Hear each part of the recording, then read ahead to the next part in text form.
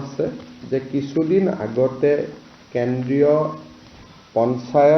কেন্দ্ৰীয় গ্ৰাম উন্নয়ন মন্ত্ৰী শিৱৰাজ সিং চৌহান ডাঙৰীয়াই অসম ভ্ৰমণ কৰিছিল আৰু সেই সময়ত তেখেতে প্ৰতিশ্ৰুতি দিছিলে যে এই বিত্তীয় বৰ্ষত প্ৰায় 3.5 লাখ নতুন আৱাস তেখেতে মঞ্জুৰ কৰিব আৰু অহা বছৰো সম পৰিমাণৰ ঘৰ বা প্ৰধানমন্ত্ৰী আৱাস যোজনাৰ ঘৰ দুখীয়া লোকসকলৰ বাবে অনুমোদন কৰিব। অসমত আমাৰ যিখন আমি ৱেট লিষ্ট বুলি কওঁ, অৰ্থাৎ আগতে নিৰ্বাচিত হৈ থকা ব্যক্তিৰ যিখন অপেক্ষাৰত তালিকা, সেই অপেক্ষাৰত তালিকাখন 7,60,000 ব্যক্তিৰ অপেক্ষাৰত তালিকা আছিল।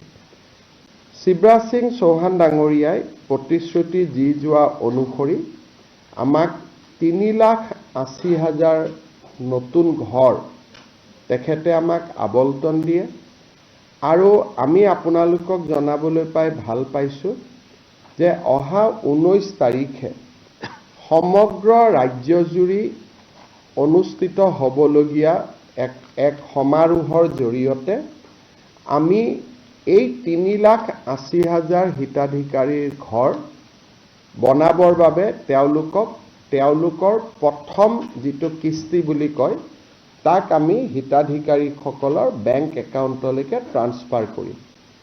ইয়াত কেন্দ্ৰীয় সভাখন পলাশবাৰী সমষ্টিত হ'ব।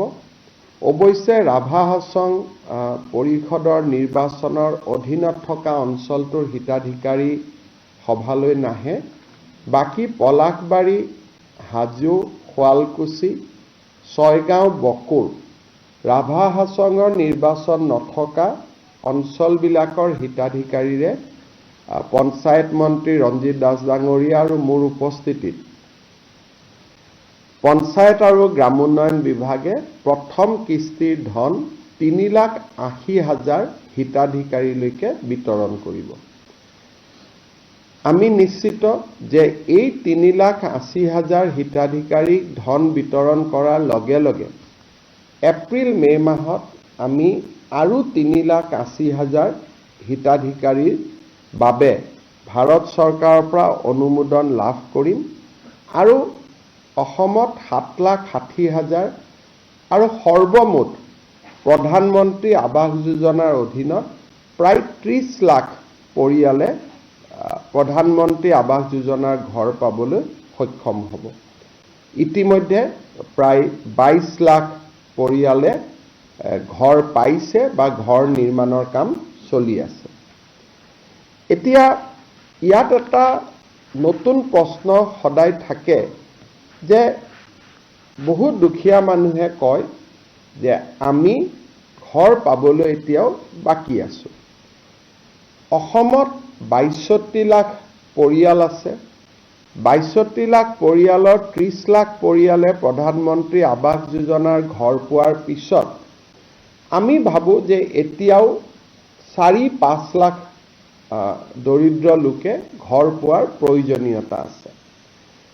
এই ঘৰ পাবৰ কাৰণে আমি প্ৰথম প্ৰক্ৰিয়াটো হ'ল যে মানুহজনৰ ঘৰটো যে কেঁচা ঘৰ তাক প্ৰমাণ কৰিবৰ কাৰণে এটা জিঅ' টেগিং কৰিব লাগে আৰু জিঅ' টেগিং কৰাৰ পিছত যেতিয়া ই ভাৰত চৰকাৰৰ ওচৰলৈকে যায়, ভাৰত চৰকাৰে বিভিন্ন টেকনলজিৰ আধাৰত তাক নিশ্চিত কৰে যে এই মানুহজনৰ ঘৰটো কেঁচা ঘৰ হয় নে নহয় আৰু কেঁচা ঘৰ হ'লে তেখেতক এখন তালিকাত অন্তৰ্ভুক্ত কৰে আৰু পৰ্যায়ক্ৰমে এই ঘৰ তেওঁলোকক আগবঢ়াই গৈ থাকে।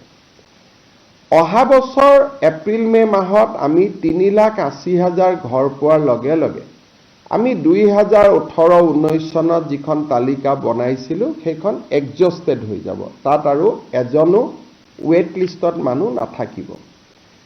তথাপিতো বহুত লোকে ঘৰ নোপোৱাকৈ থাকি যাব। সেইবাবে আমি ভাৰত চৰকাৰৰ পৰা এটা অনুমতি ল'লোঁ যে আমাক আকৌ এবাৰ জিঅ' টেগিং কৰাৰ কাৰণে অনুমতি দিয়ক। কিবা কাৰণত যদি কোনোবা বাদ পৰি গৈছে তেতিয়াহ'লে আমি তেওঁলোকক শেষবাৰৰ কাৰণে এটা জিঅ' টেগিং কৰিব পাৰি।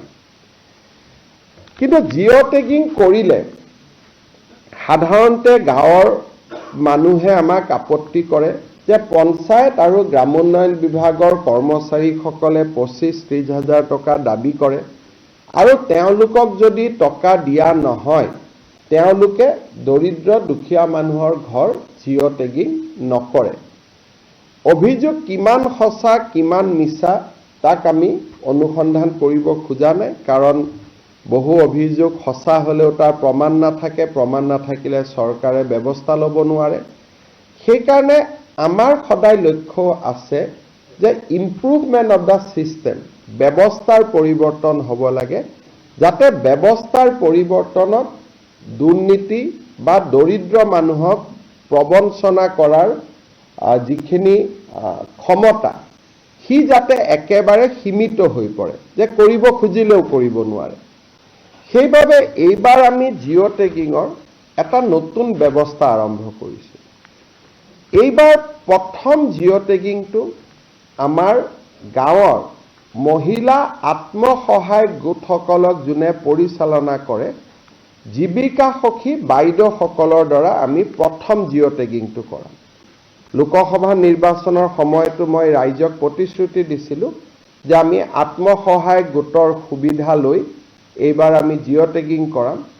সেইকাৰণে আমি এইবাৰ নিয়ম কৰিছোঁ যে গাঁৱৰ জিঅ' টেগিং প্ৰথম ডিপাৰ্টমেণ্টৰ কৰ্মচাৰীয়ে নকৰে, আমাৰ জীৱিকা সখী বাইদেউসকলে আত্মসহায়ক গোটসকলৰ পৰা উপযুক্ত সহায় লৈ তেওঁলোকে প্ৰথম জিঅ' টেগিংটো কৰিব।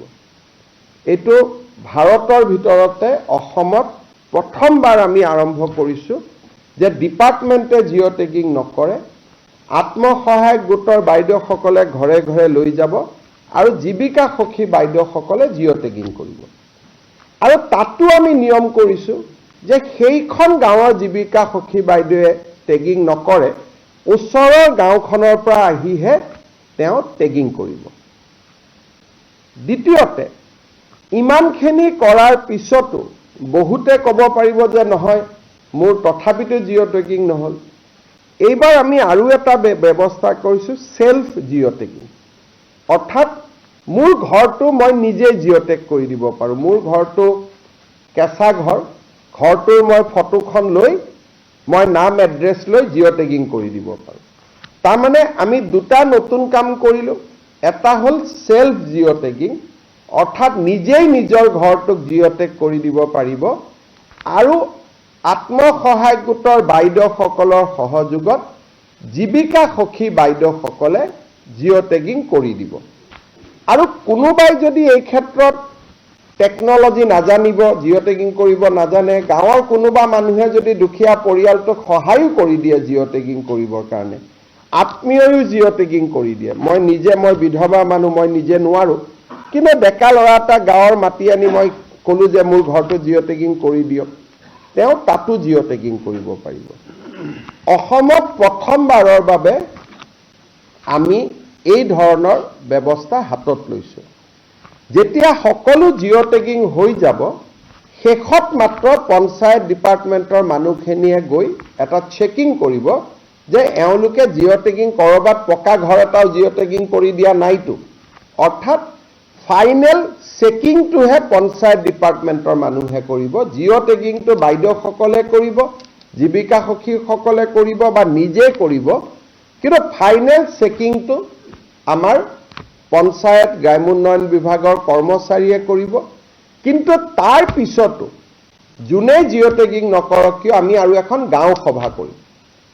গাঁও সভাই অনুমোদন জনাব, গাঁও সভাই অনুমোদন জনোৱাৰ পিছত ব্লক পৰ্যায়ত এখন কমিটি থাকিব, তেওঁলোকে অনুমোদন জনাব, আৰু জিলা পৰ্যায়ত অভিভাৱক মন্ত্ৰী সহিতে এখন কমিটি থাকিব। তাতে অনুমোদন জনোৱাৰ পিছতহে ফাইনেলি আমি ভাৰত চৰকাৰক জনাই দিম যে ইমান আমাৰ জিঅ' টেগিং হ'ল। পৰৱৰ্তী সিদ্ধান্ত ভাৰত চৰকাৰে ল'ব। আৰু এই গোটেই ব্যৱস্থাটোৰ জৰিয়তে মই বিশ্বাস কৰোঁ যে এইবাৰ অসমৰ সকলো দুখীয়া মানুহে প্ৰধানমন্ত্ৰী আৱাস যোজনাৰ ঘৰৰ পৰিস্থিতি বা যিটো আবেদন, ইয়াক বেছিকেলি আবেদন বুলি কয়, সকলোৱে আবেদন কৰিব পাৰিব, যিহেতু সেলফ জিঅ' টেগিং আছে, কাকো টকা পইচা দিয়াৰো কথা নাই। এই যে সেলফ জিঅ' টেগিঙৰ ব্যৱস্থাটো যাতে ৰাইজে গম পায়, জনপ্ৰিয় হয়, তাৰ কাৰণে মই আজি এই বিশেষ ব্যৱস্থাটো জনাবৰ বাবে আপোনালোকক এখন সাংবাদিক মেলৰ জৰিয়তে আহ্বান কৰিছিলোঁ।